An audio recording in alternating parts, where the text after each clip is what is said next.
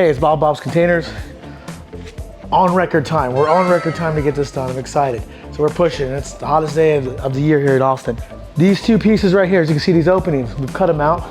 They will get aligned perfectly. We will take what's called bridge fittings, or you can use a binder chain, crank them together to hold it tight, add tension.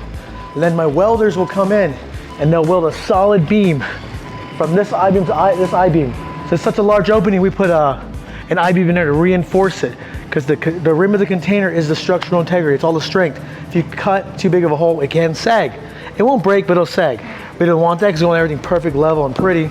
So we're gonna weld these two together when they come together.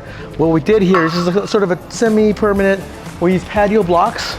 These two containers will share one. There'll be support in the middle here, just in case there's never any sag, in case the ground gets soggy. And then, but when we put them together and get welded, they'll be holding each other so tight, it's very hard for them to become unlevel. So we made it stronger, and such a large structure, it's gonna work out really, really well. People ask us a lot, how does this work? So these two beams will get welded together. We're gonna come back, put a little bit of insulation in there in case this metal sweats from the hot, cold air temperature difference, and then drywall over, patch it up, trim it out nice and pretty. This is gonna be a week install, and yeah, just trying to make it as simple as possible. Hope you like the content, share it. Another no-brainer here at Bob's Containers.